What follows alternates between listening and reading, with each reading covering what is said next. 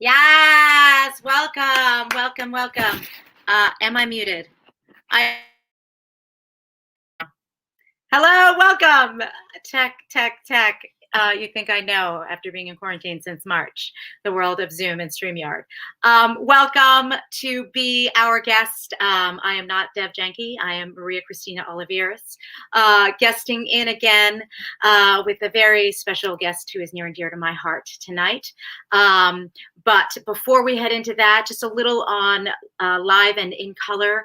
I have worked with Dev and known Dev for over a decade now, and lots of lip service going around about diversity and inclusion and equity. And this is a company and a man that stands behind that. He and the company have supported BIPOC artists for over a decade now, developing and amping new voices. So give them a shout out if you're able. Check out their website, dropped right there below, liveandincolor.org. And I am streaming to you from Manhattan, land of the Lenape. Honoring those who came before us. And just want to take a moment today to honor Rebecca Luker, who we unfortunately lost today. She has been a huge love and light to the entire Broadway community. And we send all the love and light to her husband, her family, and anyone who she's touched through her beautiful artistry and work and presence. So, to those of you who are dealing with your own challenges and the holidays, all the love and all the light to you, which is a great segue into my guest tonight, Ruthie Ann Miles, who has one of the biggest hearts and is one of the most epic talents that I am honored to know and call friend. She is love, she is light, she is truth. We met years ago in a basement at NYU working on a workshop of a little show called Here Lies Love. Lauren, if you play some of that.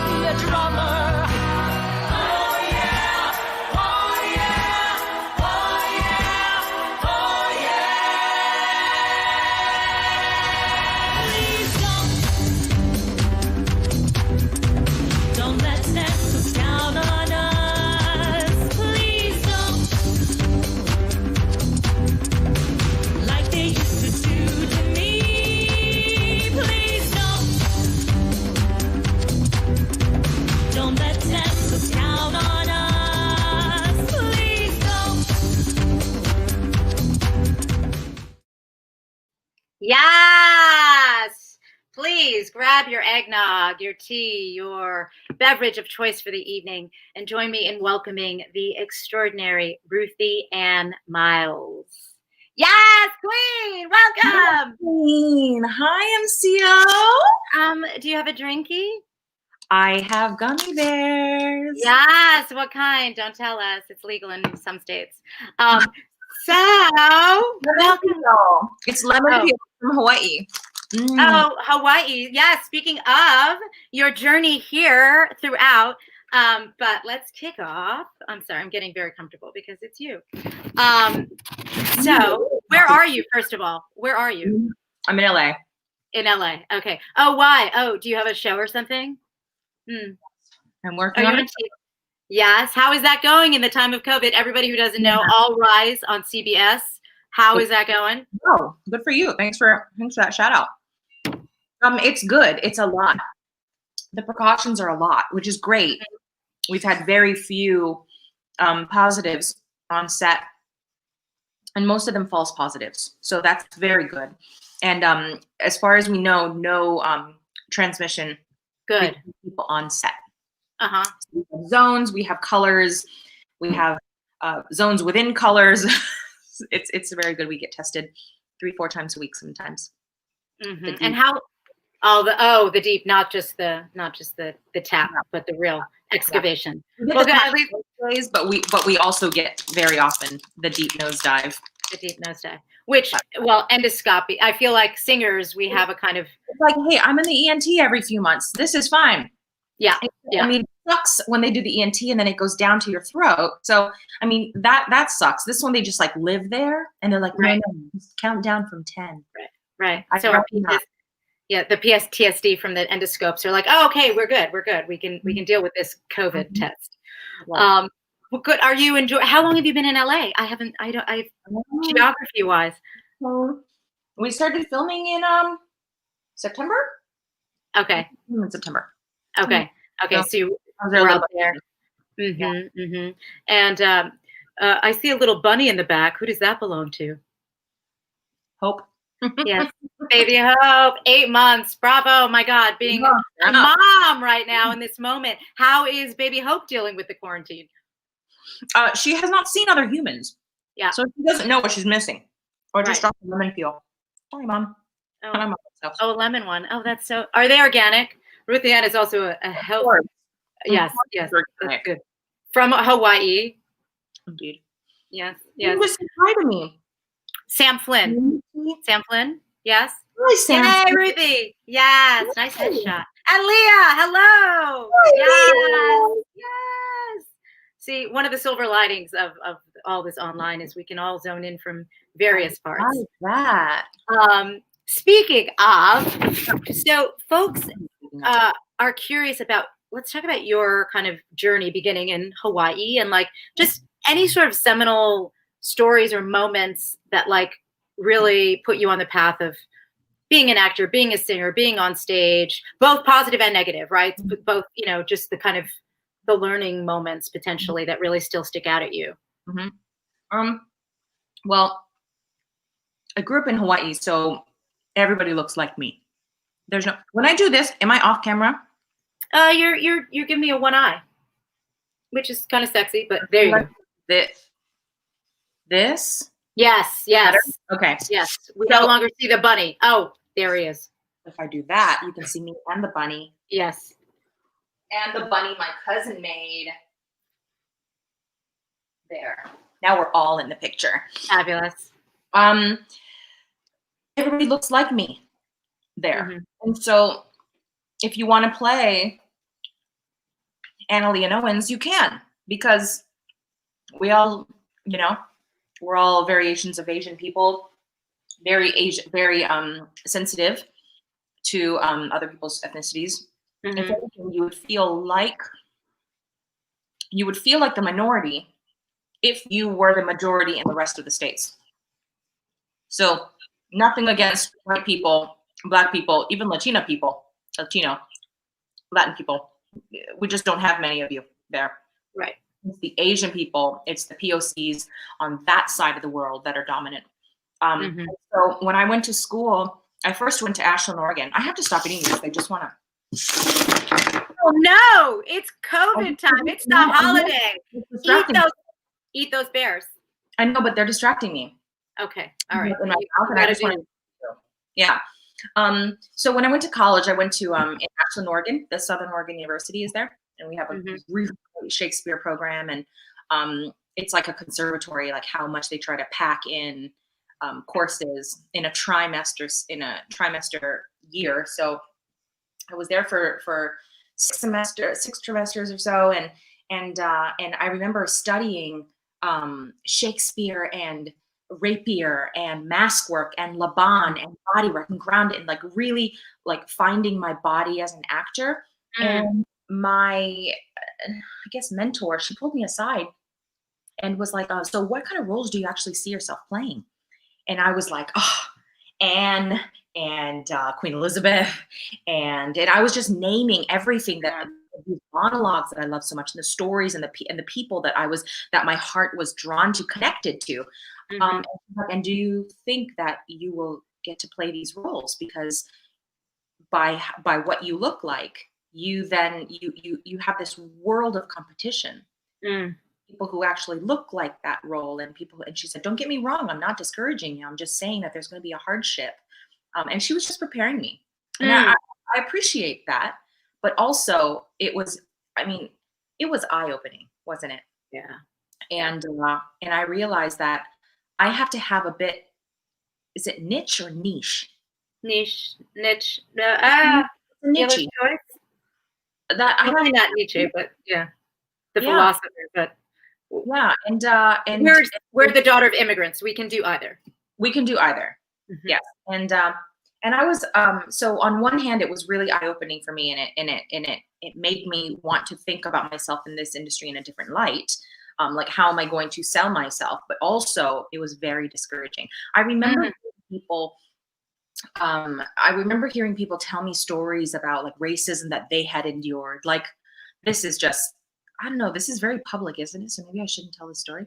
When my mom and dad were married, and they were in Hawaii, they would go to a restaurant, and they were asked if they wanted to go to the back private booth, because they assumed my mom was a call girl, even though they were married. And you know what I mean? So I hear these stories, and I was like, but I have no connection to racism or discrimination myself, because I went from Hawaii, where everybody looks like me, to Oregon, where like it's a college program. So you just deep dive into education, and you fall in love with this stuff, and then they're trying to prepare you for the real world. And what's the real world? So I actually transferred out. I went to a musical theater program and didn't receive the education there that I had hoped I would. I was the only Asian person. I was the only Asian person, but it was never talked about. But they had their performers already. So even auditioning for something, I wasn't getting roles that I wanted to, whatever. But eventually I found myself at NYU for grad school. That was an eye-opening experience for sure. It's not because I was Asian. It was just, these are people who are very good at what they do. And the small pond, big pond, little fish, that thing, it finally reversed on me. And I was like, oh, my raw talent, my unlearned talent isn't good enough. And I'm not saying that as like not good enough.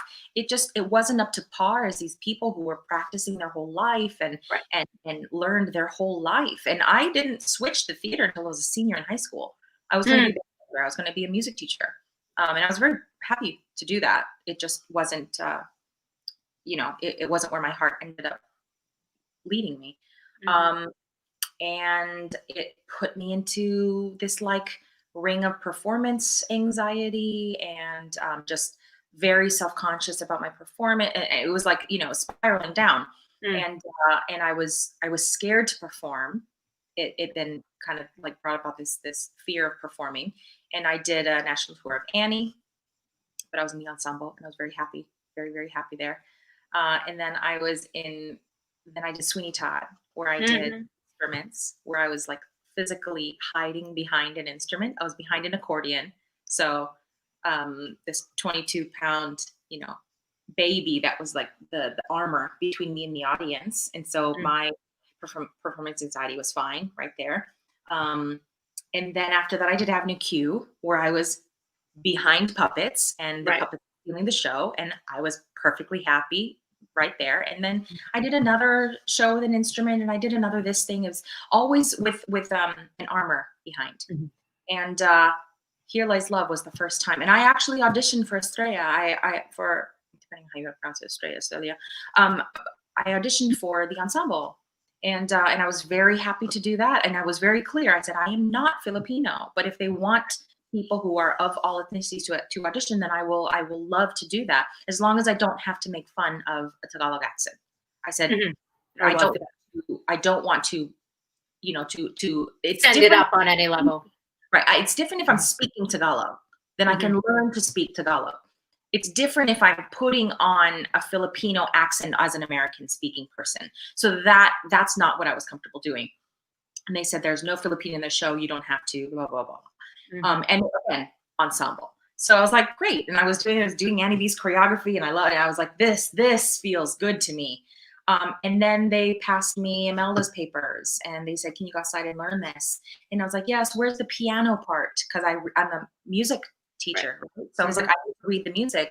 They're like, well, we don't actually have it, but this is what we have. So we'll send you the MP3. And so I learned it by, however, yeah. And I was like, this is so different, but I connected to her in a way. And I didn't know anything about her except what the news showed. And even then it all happened when I was, 5 years old. So I didn't do my deep dive into Imelda until after getting the part, and then really diving into that story. And then little by little, and then so Bart came to see that show. He saw I went from in Here Lies Love. I went from a young, like a teenager, and then finally until the woman who is ousted, who comes to power and then is ousted. So at that age, he saw that age progression, and he thought I was a much older person. So he hired me as Lady Tiang, and it wasn't until Lady Tiang that oh wow, you have a picture. Yeah, we come prepared, Ruthie Ann. You know me. Come on. Can I just tell you how terrifying it is to perform live for millions of people?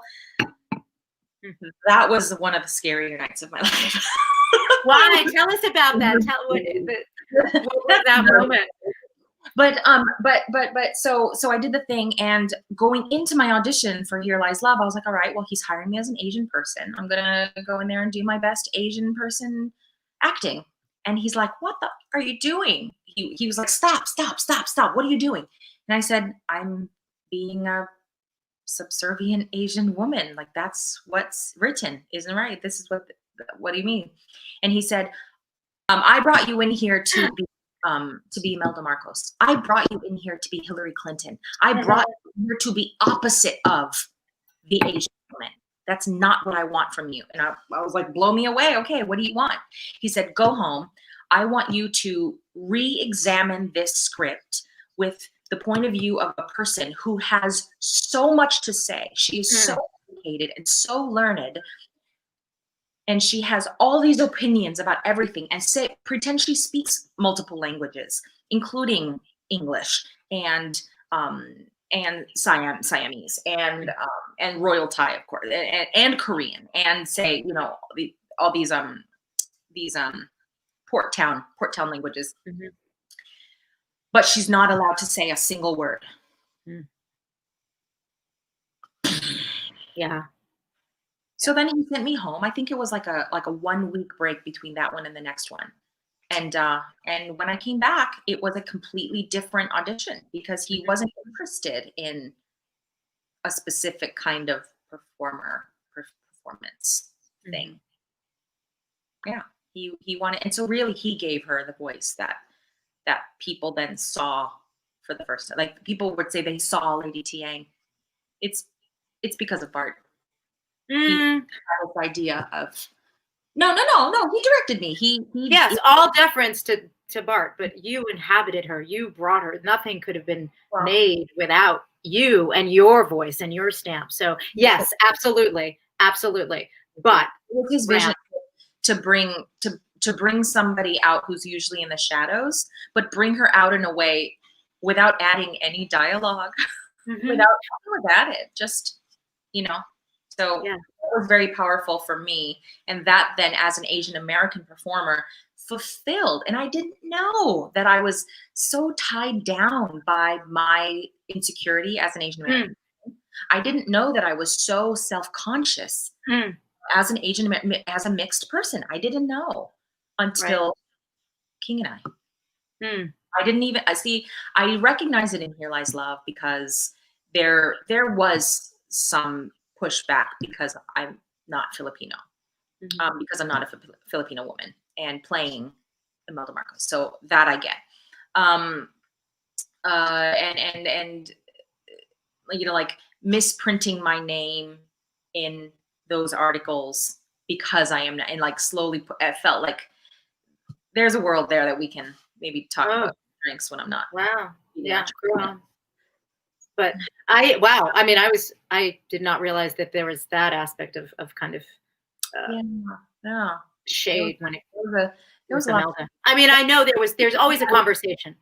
Yeah, there was shade. That's a word that I'll take. Yeah. I recall shade, but the nuance of it and kind of, it is a part of the larger conversation of like who owns what, who can appropriate what. Also the conversation of, predominantly white creative teams and us as BIPOC artists serving, right? How can we actually bridge those two visions together? So we're bringing our authentic voices, and that the hand, even though it's not authentic by virtue of not being the culture, maintains our voice. It's so complicated, even in kind of, talking about it, but it's important. And I love that, whether it was the King and I, that you were able to come to say like, oh yes, like being an Asian American and being seen, that it allowed you that platform for Ruthie Ann to be seen, for Asian American, for women to be seen, to step out of the shadows. And I personally, I think that read in your, what was that? To step out of the shadows. That's what it felt like. And just take your space. I was talking to Francis Jew a couple of weeks ago, and he said the same thing. He said, Lee Silverman told like, just be you.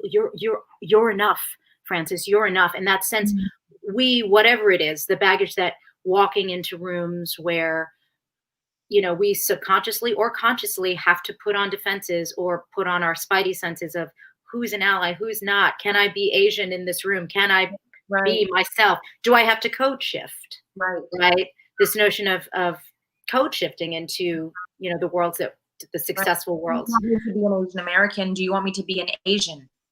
The fact that we haven't have to ask that. It's like, here's what I got. Here's me. It's Asian, it's American, it's Hawaiian, it's gummy bear loving. It's, it's all the things, right? Why do we have to kind of preface and say, what do you want? It's like, this is what we offer and it is great, right? So I just, those of you who didn't see The King and I, there's lots of, like, in the New York Times when you did that pod is on there. So check it out. Maybe Lauren can drop that in the chat. Our producer who's dropping magic nuggets in the chat.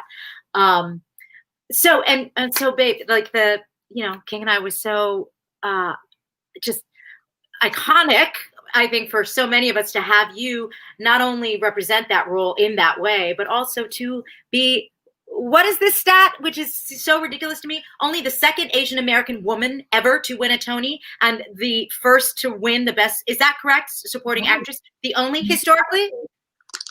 Yeah, in my category. Okay. Crazy town. Unbelievable. 20 some years. Yeah. And we're not like since Leia. Yeah. So, hopefully things are shifting. Can you maybe talk about that and how that has kind of had an effect? And then, any of the, we have a lot of young creators on this call too, who will look up to you in that way of just like, oh, here's a pioneer, but not because, you're Asian, because you are fierce and you happen to be Asian too. You happen to look like her, I think of my little niece who's biracial, who I was doing a reading with a BIPOC Agatha Christie character. Wow. Like, she could be a detective. She, and just watching her, it's not a question in her mind that she could be, right? Or that she has to look a certain way or be blonde and, whatever. So what, can you talk a little bit about your experience with that? I didn't know about the Tony history. And it wasn't until people started bringing it up to me in interviews, like, wow, that I started researching it.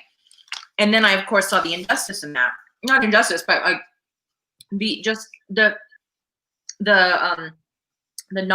no representation in the time, like mind blowing. And of course, the more people talk about it, the more people want to do something about it. And so I started to notice writers coming up.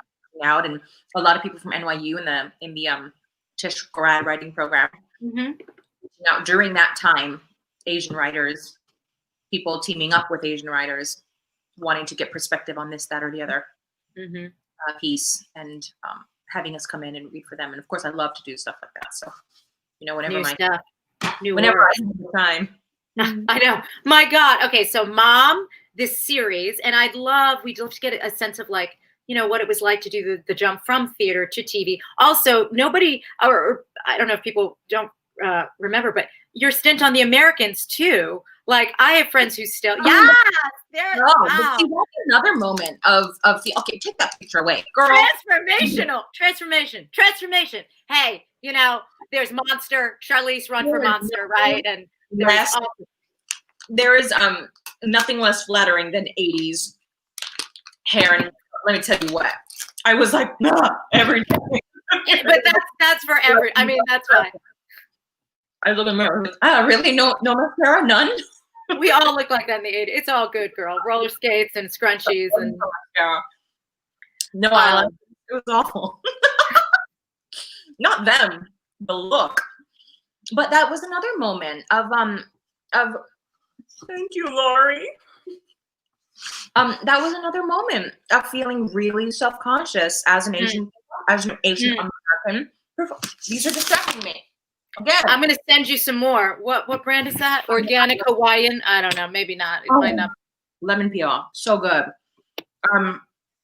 But as an Asian American, I am so I'm Asian American because I am an Asian person in America, but I'm also 50-50. I am half Caucasian, half Korean. But I'm fluent in Korean. I speak Korean. It was my first language. I look mostly Korean. If people look at me, they think, oh, maybe she's half, and then they'll guess. Most people don't recognize me as Korean off the bat, but I definitely look more Asian than Caucasian. I don't look Caucasian. Nothing about me is good. This is not dyed. So they hired me for this role to play a Korean woman, not a Korean American. She had only been in the States 10, 15 years. And so her English was broken. And she has 3 kids. She has her Korean husband. There's this like Korean dining dinner scene, and we're speaking Korean at the table. And me, because I know myself, I was terribly uncomfortable, and not uncomfortable like, oh, I don't want to be here, but I felt out of place and like I didn't belong because I'm the half person, even though I've earned like. I've not done anything to earn that, like, oh, I'm half and I don't speak Korean. That wasn't the case. I am Korean. It was my first heritage. My mom only spoke to me in Korean at home. It wasn't until the family started mixing in that English came into play. And but yeah, I felt like I don't belong here. And I did that on myself, like whipping myself for that, for looking different. And yet every time I see the Americans, I think, oh, that girl doesn't belong. That's Ruthie. She doesn't belong. She's half. Look at that beautiful Korean family. What's that half American doing there? Yeah. American. Oh. No, that makes sense. And so ultimately, was that your first foray into TV? Forgive me if I. Real. Yeah. Little things here or there, like on a movie, like a doctor with a 0.3 second spot or whatever. Those don't count, I don't think. But yeah, it was the first time building in. And did that whet your appetite then to just want to do more theater? Because I know you as a theater beast, right? You take the effing stage. So so terrified you. How did you find your way to All Rise then? I mean, the universe obviously, guides as well, but people might be interested in your kind of how it leaned there. In there, I think it's because it was early 2019, after a devastating car crash, that I had done The King and I in London after the crash, and I did that because Bart knew I needed that, and he said, you just have to get out of Brooklyn. You have to leave New York. You have to just do something that in any other circumstance you would be doing. This will be healing for you. This will be good for you. And so I did. And I was like, you are not a therapist. You are not a doctor, but you do know me. You know my heart as an artist. You know my heart as, and as a creative soul, he very much understands me. So I was like, fine. And I went, and truly it was just what I needed. But after that ended, I was like, Now what? Mm. I have nothing else I want to do. I was actually terrified. I'm not sure if I'm not sure what the Broadway stage is going to mean to me after, because I will say, and I don't mean this as a knock on TV at all, but there is a skill to doing Broadway. There is an openness in your soul to doing Broadway. Mhm. There is a transparency that you have to give on Broadway, and that terrifies me still. So I'm not sure if, you know, when or how or what that's going to look like, but I knew that I needed to get this creative energy out. Mhm. And while I love to teach, I don't think the personal interaction thing is for me right now. The daily, persona, whatever, but Mhm. acting in a kind of safe way. And actually, so going backwards. So I auditioned for All Rise, blah blah blah, got the job, and then the skill, though, because it is a different skill set, completely different Yep, skill, totally. Totally. um, you have to memorize really quick. You have to create choices without being able to deep dive into your show Bible. Yeah. You don't know what the next Or step rehearse, right? is. Right. Yeah, that's right. Your first instincts have to be strong.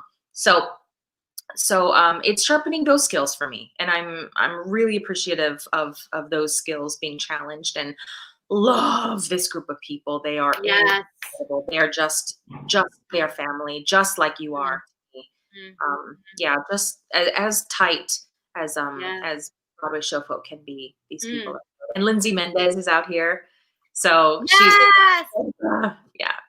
Amazing. And that sense of community, right? Every project we hope we're blessed to be with creative souls and moving forward with something, putting out content that we think is moving us Right. all forward.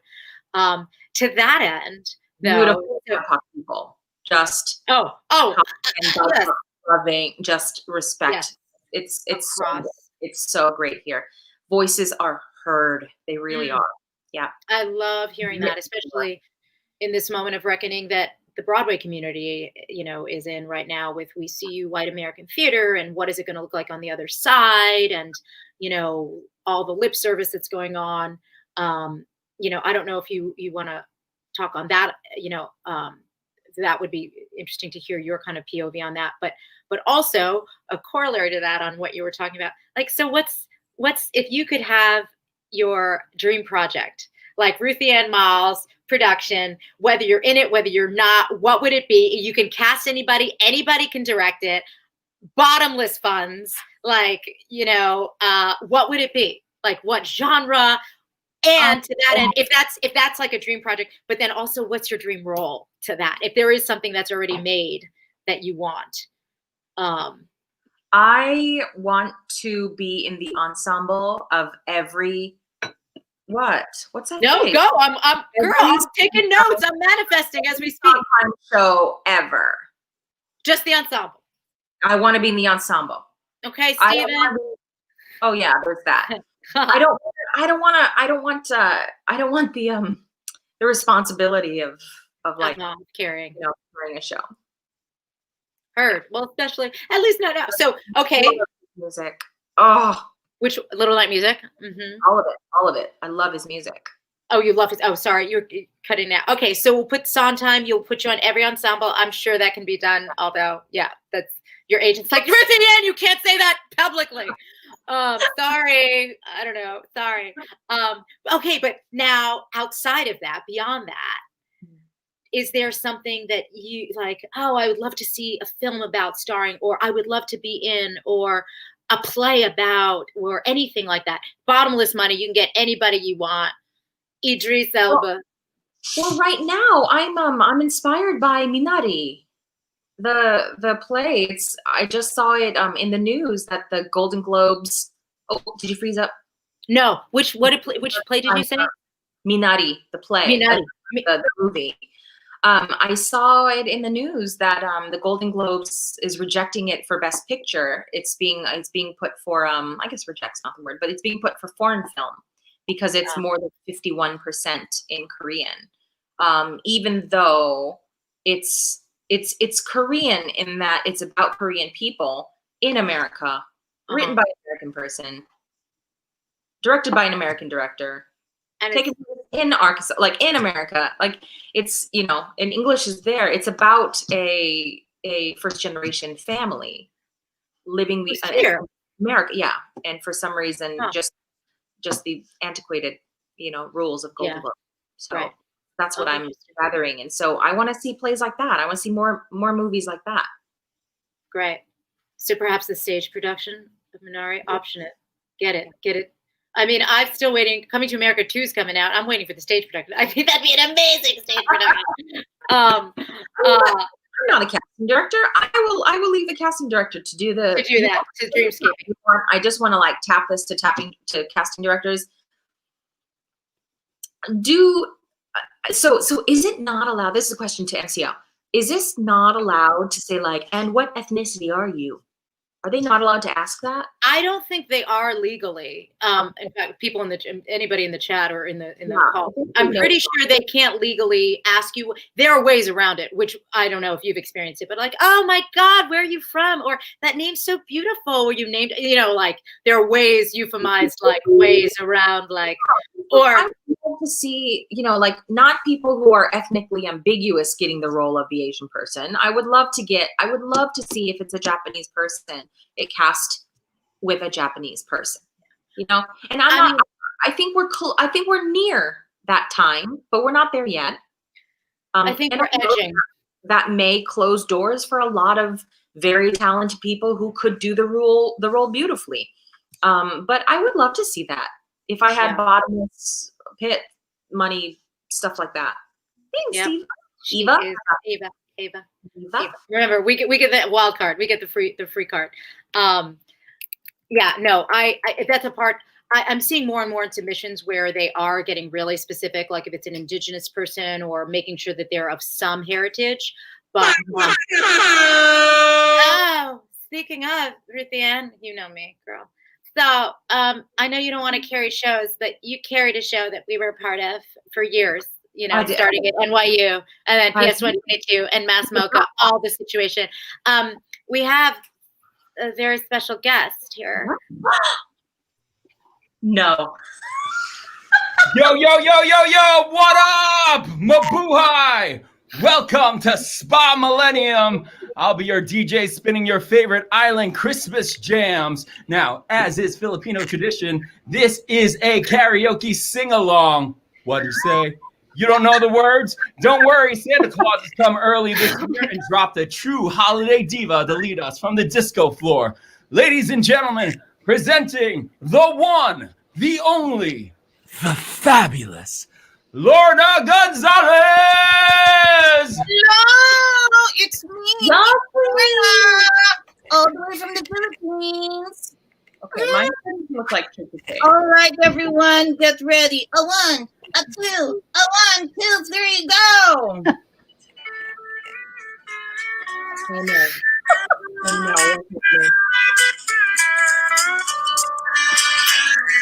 Malakalikimata is the thing to say on a bright Hawaiian Christmas day. That's the island greeting that we say to you from the land where palm trees sway. I can't move my face. Here we know that Christmas will be bright and bright. The sun shine right here and all the stars at night. Malakalikimaka is Lorna's way to say Merry Christmas to you. Come on, Lorna, I love how you put it in the mask. Mala. Amazing. Say Hawaiian Christmas Day. Thank you, Lorna. I'm reading that we sang to you. It's amazing. Wait, Ruthie Ann, can you now we purposefully did that, you know, knowing that your favorite, it's your holiday song. Wait, could you sing it correctly for us? No offense, Lorna. Oh, Lorna. Showdown. Mele Kalikimaka. Mele Kalikimaka. Mele Kalikimaka. Mele Kalikimaka. Mele Kalikimaka. Yeah. Can you, almost like Ruthie Ann? Kalikimaka. Mele Kalikimaka. Yes. Mele Kalikimaka. Yes, Melody. So for those of you who are like watching and being like, what is going on? Ruthie Ann's favorite holiday song is Kalikimaka. Thank you. Actually, Ruthie Ann, since we have you, Ms. Tony Award-winning voice of Angel, can you sing just a little? Can you just sing a little bit? Just opera? Mele Kalikimaka?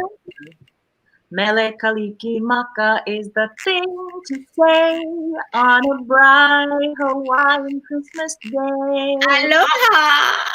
That's the island greeting that we send to you from the land where palm trees sway. Here we know that Christmas will be green and bright. The sun will shine by day and all the stars at night. Mele Kalikimaka is Hawaii's way to say Merry Christmas to you. Oh my God! Okay, so that everybody is on this beautiful, beautiful show. Everybody, just introduce yourselves and say which variations of. We all were lucky enough to be a version of Imelda Marcos's Lady in Blue on some level. How Ruthie much Ann. I love this. This is like what our dressing room looks like every day. Well, great. Well, we love you. Here's also, I don't know if you remember this, but Ruthie Ann came up to see me in a show and gave me a little gift bag afterward. Thanks, congratulations.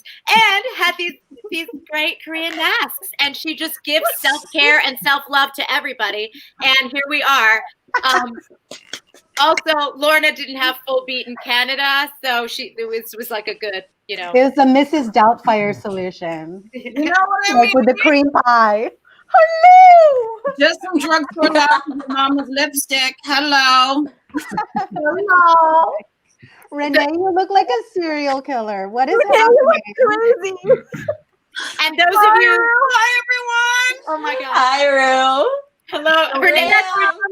That's Renee Albalaria. If those of you want to look up who the psycho is behind the mask. Also, those of you who don't know, Ruthie Ann is also amazingly funny. I don't know if you heard her say she was trying to hold up a mask, and then she's like, "Oh, sorry, I look like the KKK now." And she, No. You see that? I was like, yeah, I know, but it was hilarious and a tribute to also your comic timing. Are you wearing a wig, or did you? Am I wearing a wig? Are you The only wig I could find in the house, and there's a secret. You got to turn that girl around and around until you find the one. But look, this is real hair now. Wow. Oh, it's long. Luscious. Oh my God. Wow. Calvin. Is that the Beetlejuice hair? Or did you Nope. wear a wig? This is what we like to call quarantine hair, friend. QT hair. It's cute. This is my quarantine hair too. Ooh, looks kind of like very familiar. Yes, Lorna's straight from Canada. Well, Ruthie Ann, if any, because these conversations are so short, Ram, it's like, no, we don't want to say goodbye, but I don't want to say goodbye, so we won't just yet. But this is so much love and thank you to you, in honor of you, the holidays, all that you have put out in the universe as an artist, as a mama, as a friend, as a woman, like heart. For the honest, like, thank you for all of those stories. I feel like we could go on, and also there'd be a lot more shade come out, which is like really exciting. There's a lot. There's so much loud. about. We love you, Ruthie. Yes, please, everybody, just say a quick so that everybody knows on the Live in Color. Lorna Gonzalez. Love you, live in color. Lorna, you don't want to give up your Lorna, is it coming in from Manila? You said. Thank you for that rendition. You're welcome. Stunning. JG, love. Hi, Ram. Love you so much. Merry Christmas. Merry Christmas. Thanks for Okay. wearing a mask on camera for me. Yeah, This and is tonight. my Proactive mask. My mask from Proactive. Proactive. Okay, way to get that Girl, I love plug that in. mask. Way to get that plug in, JG. Hope they kick you back some. Nathaniel. Love you, Ruthie. I've had this mask on for a while, and my face is freezing up now, so I should wash it off. Word. Is that the Glam Glow? That looks like Glam Glow. Good. Yeah. Nay, nay. This will hurt real soon. Ruthie, love you and miss you. Happy holidays, everybody. Did you like my very fancy mask? I do like your very fancy mask. That's called the Goonies mask. Okay, that's the Goonies mask. It is. Unreal. Truly. Love you guys. John. Melody, I like this one. This Hi, this is my unicorn glow eye mask from CVS. She fancy. But you know, I love you. I want to see you guys again. It's like you're so close and yet so far because of COVID. I have to get tested again and then come over. get that swab. Get that swab. Gotta get that swab. Slasion. Okay. Slasion. Hi, everyone. This is my Kelvin mask. It's actually me, Jay Magis. It's me. It's me, Jay. It's me, Kelvin Malloy. I love you, Ruthie, so much. I love you, Maria-Christina. Thanks for having us on our little Serialized Love reunion. And Maria-Christina, early happy birthday. Maritas. I mean, I'll finally be legal. I can put vodka in here. Thanks for laughing. Milestone. 21, tax tip change, internet fees. Jesus, it's a lot. Thank you. Thank you Good all to see your faces. And Ram, you gotta tag on. You gotta stay on for a little bit longer. Sorry. I will. We love you guys. Thank you. Oh, I love them dearly. In homage to you and carrying that show. And I know you want to stick yourself in the ensemble of Sondheim for miles to come. But anything else you want to say to everybody and just what your journey is and what this might look like on the other side? If anybody has any questions, you can pop in the chat now. What do you think theater will look like? Yes, Alyssa, that's actually what Rachel said Sunday in the Park with George is my favorite show. What was it like performing in that amazing piece? I'm going to do Rachel first because it came up first. Great. So what was cool about it was when we did it at, not what was cool, but there was many cool things about it. So this is the one that had Jake Gyllenhaal and Amélie Ashford as our Dot and George. And they are amazing. If you guys got to see it at either City Center or at the Hudson, you'll know what I'm talking about. They were truly, truly magical. But Janine Tesori, in her last stint at City Center, she was overseeing the I guess producer is what you could call her. She was not music director. That was Chris. Chris, our Chris, yeah. Yes, our Chris. And what was I gonna say? Janine Tesori was Sondheim's intern when it was originally opening on Broadway with Mandy and Bernadette. And so for her, it was time, but she was able to give insight into all this information, Rachel. So I'm answering this for Rachel. She was able to give insight into the entire show from an insider's perspective, and just like really like swinging us back into vision, and directed by Sarna Lapine. And Sarna Lapine is James Lapine's niece, and James Lapine, of course, co-wrote Sunday Purple George. Directed.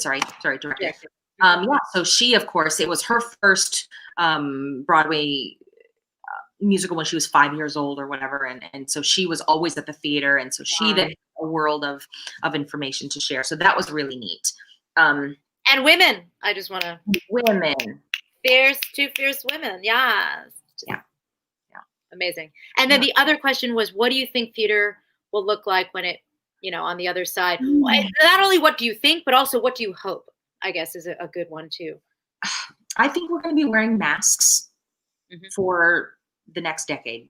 Yeah. I think we are. I think it's just going to be part of, I think stage dooring is going to be with masks for the rest of time. And specifically, particularly in the winter months, I think it's smarter.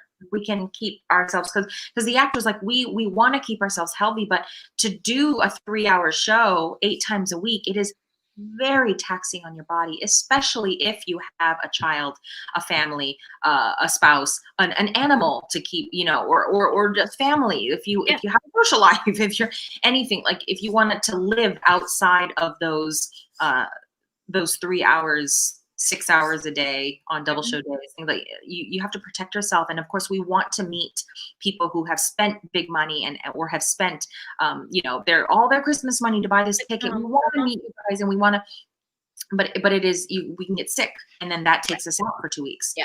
So I think the masks are here to stay. I think they're going to have to revamp the AC systems in all the theaters.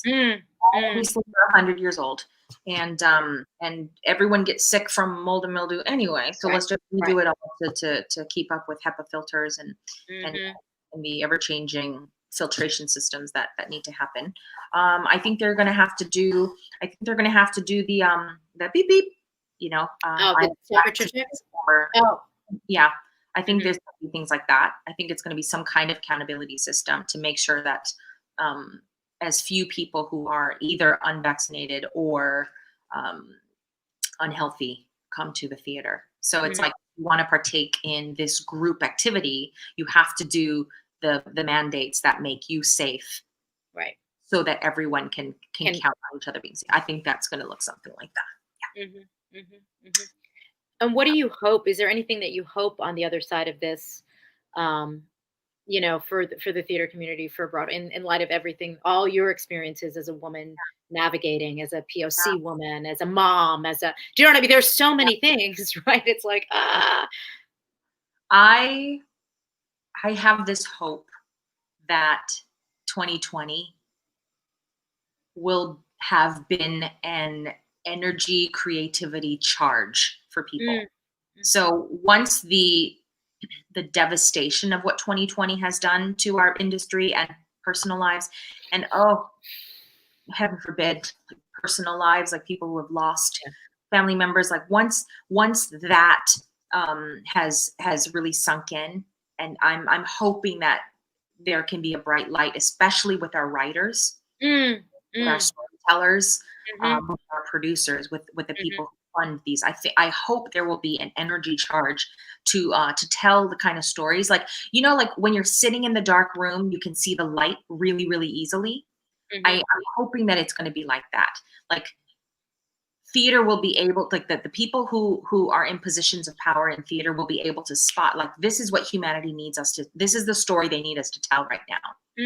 We're sitting in the dark and we can see the light. So that's the story that we need to start highlighting. Like, you know, like we're talking about Black Lives Matter. That's obviously a story that needs to be elevated. BIPOC performers' stories obviously needs to be, you know, but like, what does the human condition need from our writers now? What's going to be the next generation, the next wave of stories? So I'm hoping that's being built right now. And then next year we'll start workshopping them, and then the year after that we'll see them on stage. I'm hoping. Amen. And amen to that. Yeah, are you kidding? And amen to that on both sides of the table, right? I think hearing your stories also reminded me, like, you know, as you kind of integrated, I hate to say that, into Oregon and all that, but you know, that sense of assimilating, and just this then coming to NYU amidst folks who have had just access to Stage Door and all of these amazing resources, so much more than a lot of BIPOC artists do, just because of whether it's socioeconomic or geographic, or, you know, there's a reason why the playing field is so unleveled. And so when extraordinary talent transcends that, you know, it's an amazing thing. So I love you so dearly. Dearly. This could go on forever. I want to be talking. Lauren's like, oh God. Okay, you know, you only have an hour. So she's not really. She knows. I told her already. Your performance in Here Lies Love. How did the audience inform the performance? What about you? Oh, audience inform your performance. Oh, I mean, that's what I love about like live theater, right? Gave us that energy that helped us do that crazy 90-minute show. They gave us the energy. So it's like when we had a matinee crowd that, you know, was you know, not really wanting to move or dance with us, that like, oh, I wore the wrong shoes because I didn't read my, you know, ticket. Then our energy was like, we're really trying to bounce on this trampoline for you guys, but it's tired when you're not bouncing with us, you know? Yeah. So, so the audience certainly did, you know, feed us. Literally, that was their information for us. They fed us. Yeah, no, and that's what I loved about it. I mean, every show, the audience, I think, is a major player. Like every night, that's why, you know, what makes theater, I think, different from film, in that, like, you know, the audience will actually dictate: are we foxtrotting tonight? Are we sambaing? Are we, you know, take two? So, yeah, it's that synergistic exchange, and if they're low energy, then, you know, it's like, who's gonna pick up the ball? Are we gonna try and then infuse them, or back and forth? So to Lori, yeah, it was integral to that. Yeah, and also our audiences could never be the same because they were physically moving around the set with us, and so the person who was standing here in this corner, when they're supposed to be watching what's happening on the video stage, if this person tonight happens to be watching me, that's going to inform my performance too. Even when I'm in the dark, even when you're not supposed to be watching me, you're supposed to be watching them. You're watching me, so I'm going to act for you. Yeah. I'm going to give you your money's worth. Yeah, totally. Yeah, so and you did. Those who didn't get to see it, or I mean, the range of also musicality that Ruthie Ann did in that show was just stunning. Like, truly, you know that girl. I was like, oh, this girl can do anything. And and now TV. No, when's your next film? Is that in the dreamscape at some point? Or animated too? Oh my God, there was so much. There's so much. But yes, Over the Moon. Yes, beautiful. Briefly about that. Yeah, beautiful. Highlighting all Asian American. Yep. Performers. Holy smokes! I mean, did you love that? Was the animated world so joyous? It was so much fun. And Glenn is just. I just got something in the mail from him yesterday. I'm gonna have it framed. It's a picture of Feifei and Mother, and played Mother. Oh. Yes. Veronica knows it well, my little niece. Yeah, and of course he animated Disney for so long. His handwriting is Disney, and so his card to me is, I'm like, this is all written in Disney font. Oh my God, that's amazing. That's hilarious. Funny. Okay. Wow. And wrote a thing across it, and yeah, so it was really, really special. We had Asian producers, Asian artistic, the costume design. Choreography, direction, all of them. Not Glinky. He's not Asian. Direction, but yeah, it was amazing. Beautiful, really great Broadway talent. Yeah. Well, hopefully that is just one of many projects like that really reflect our voices and locked us up on large scales too, on platforms. Like producers out there, don't just give us your basement. Like give us the stage. Give us the actual stage. Don't just develop it in your basement, then bring it out as much as you can. On that hopeful note, the producer's like, okay, let's wrap it up with a happy face. Thank you so much for taking time. My pleasure. Especially Baby Hope. Can you smother her with so many kisses? To Jonathan, to Esther. I'm sorry Esther was mistaken for a call girl in her early days. Christmas. I won't mention that to her. But happy holidays to everybody, streaming in, and those of you streaming in later. Maria-Christina. Oh, thank you. Because that's when she was born. Yes, Christmas. Yeah, indeed. Yeah, I love that you remember that. And we'll be able to yoga and see each other and tea. Oh, yeah, we want to be together, you and I. Yes, but like 5 years ago, 10 years ago. No, it was just no. It was like 2 years ago. 5. Okay, honestly, time. They asked me when we did Here Lies Love. I couldn't remember. I was like, it was a long time ago. Everything is in terms of the baby. I was like, 2013. That's when it was. 2013. 2013. Lauren, there was the year. I tried to, and I was like, I can't find emails from the Williamstown or the PS 122. But anyway, love you. Happy holiday to everybody streaming in. Thank you, Sam, Alyssa, Lori, Rachel, Anna. You can't see the people who are like, yeah, because it's. Oh wow, you can see all. I don't even see. I just scrolled. Oh, you're a smarter human than I am. I know nothing about tech. I was muted the first line. I'm just thinking if there's any announcements that I have to. Yes, come back for Live in Color. Deb will be back. That's all we have. Thank you again, Ruthie. Check out what Live in Color does. Truly, like all the stuff that Ruthie and I were talking about, Deb really does stand behind BIPOC artists and developing great shows. There's the website. They'll be back January 27th. And Ruthie Ann, also thank you for the serenade, a toast, all the joy, all the love. Lauren, perhaps play that lovely video of Ruthie Ann's favorite holiday song, which you said is the only person you feel like knows how to pronounce this correctly. Okay, I know. You have to have someone from Hawaii pronounce it. Otherwise, it's like clicky. It sounds awful. Willie. There he is. Love you. Love you. Bye, everyone. Thanks for joining us. Happy holidays. And Willie. Let's change the story. Come on and change the scene. Change the beginning. The ending in between. It's time to change the story. Come on and change the tune. See how the future looks bright. Change